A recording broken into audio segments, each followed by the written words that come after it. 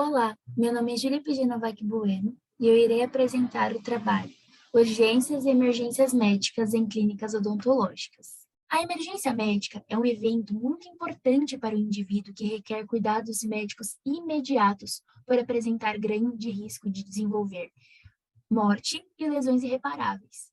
A urgência, no entanto, não apresenta risco de desenvolver morte, mas ele necessita de cuidados especiais imediatos para não desenvolver danos à sua saúde. Segundo a literatura, quadros emergentes estão cada vez mais frequentes nos consultórios odontológicos. Isso visto que, ao longo dos últimos anos, houve um envelhecimento da população com o aumento da expectativa de vida. O aumento também de hábitos como a alimentação industrializada e o sedentarismo, que fazem cada vez mais parte da população, têm contribuído para o desenvolvimento de diabetes, obesidades e doenças crônicas e pré-existentes. Pacientes com portadores de necessidades especiais estão cada vez mais frequentes nos nossos consultórios. E para isso, o cirurgião dentista deve estar preparado para saber como lidar frente a situações de emergência e urgência médica. A Sociedade Brasileira de Hipertensão já identificou que 30% da população adulta brasileira é hipertensa. E o grande nível de ansiedade e medo dos pacientes frente a uma consulta e clínica odontológica também são responsáveis principalmente pelo desencadeamento das tais. O objetivo desse trabalho foi identificar as principais causas de emergências e urgências médicas. E também foi identificar os eventos mais frequentes e os equipamentos e técnicas mais utilizadas para a atenção primária em condições de emergências mais frequentes. A metodologia utilizada nesse trabalho foi uma revisão de literatura de 6 artigos científicos encontrados nas bases de dados do LILACS, BBO Odontologia e IMED, no período de 2010 a janeiro de 2022, utilizando os descritores odontologia e emergência médica. O elevado nível de estresse e medo são responsáveis em 75% dos quadros de emergências e urgências médicas. Elas acontecem principalmente no momento da administração do anestésico local. Isso porque o paciente, quando ele vê anestesia e equipamentos perfurocortantes, eles ficam estressados e com medo, o que desenvolve principalmente as emergências. Procedimentos de maior duração de consulta clínica também são muito responsáveis por desenvolver este fator de estresse, como, por exemplo, procedimentos cirúrgicos e de extirpação pulpar, que são caracterizados por apresentar dificuldade da efetividade anestésica. E quando o paciente apresenta dor, pode ser um grande fator de desenvolver um estresse e também as emergências. Nas clínicas odontológicas foram identificadas as urgências mais frequentes, a lipotímia e a síncope. Outras também bem frequentes foram a ação adversa ao anestésico local, taquicardia e hipotensão postural ortostática. E as raras foram identificadas a anafilaxia, acidente vascular encefálico, o infarto agudo do miocárdio e a parada cardiorrespiratória. Destas últimas, por mais que elas sejam raras, o cirurgião dentista deve saber como lidar da melhor forma para que reduza o risco de morbidade e mortalidade nas clínicas odontológicas. A MED, já em 1993, identificou a síncope como responsável de 50% das urgências mais frequentes nos consultórios odontológicos. Ele identificou a situação emocional como a principal causa do desenvolvimento desta. Isso acontece pois, em casos de grande estresse, o sistema nervoso simpático ele desenvolve uma reação corporal de mecanismo de fuga, onde há uma elevação dos batimentos cardíacos, um aumento da perfusão tecidual periférica, o que resulta em uma deficiente oxigenação cerebral e uma perca temporária da consciência. Os equipamentos mais frequentes nos consultórios identificados na literatura foram o cilindro de oxigênio, o oxímetro e o esfigmomamômetro e o estetoscópio.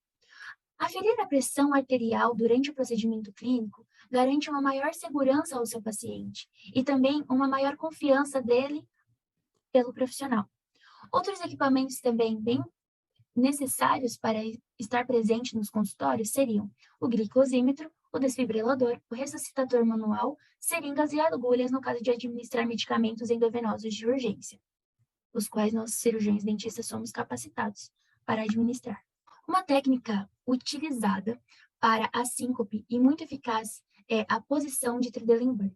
Ela consiste na elevação a 30 graus dos pés em relação ao nível da cabeça e pescoço.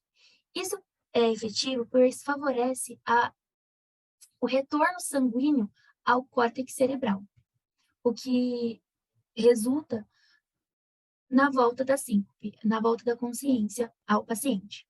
Outras técnicas também necessárias para realizar a atenção primária ao paciente seria a ressuscitação cardiopulmonar e a injeção endovenosa. De acordo com a lei, o cirurgião dentista é capaz de prescrever e administrar medicamentos de urgência em casos de acidentes que comprometam a vida do paciente. Então, os medicamentos mais descritos como os presentes nas clínicas odontológicas foram ansiolíticos, que são drogas calmantes, muito efetivas para modular a ansiedade do paciente no ato cirúrgico, agentes hiperglicemiantes, nitroglicerina, que funciona como um agente anti-anginoso, e a insulina, muito utilizada em quadros de parada cardiorrespiratória.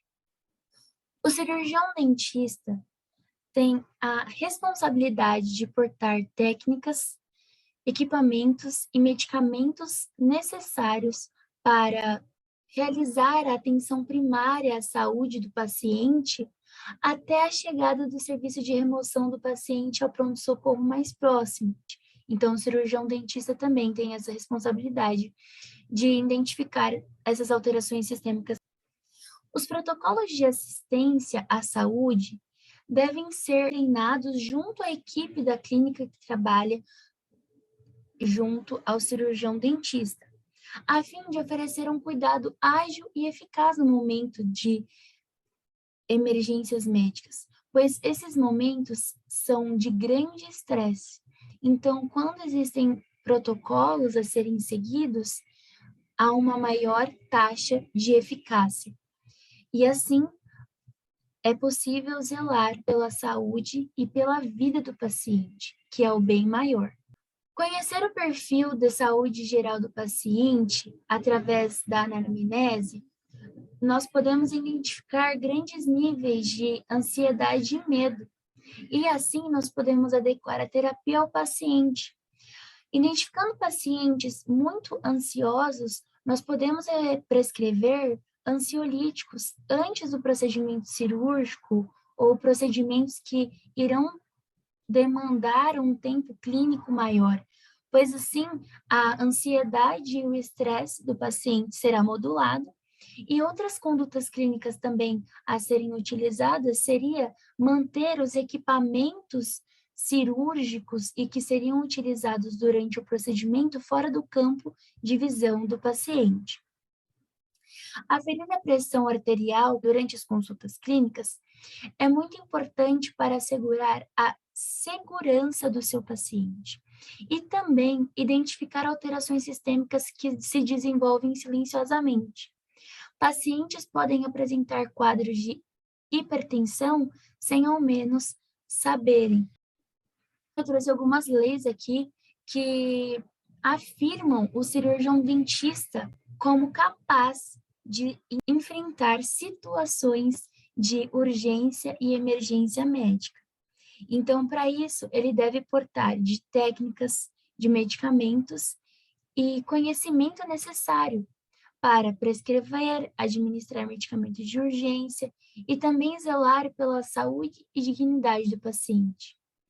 E em casos de omissão de socorro, o cirurgião dentista ele está sujeito a penalidades presentes no Código Penal do artigo 135 como homicídio doloso, quando este ato se enquadrar em imprudência, imperícia e negligência. Imprudência quando há falta de cuidado necessário que se esperava de um cirurgião dentista.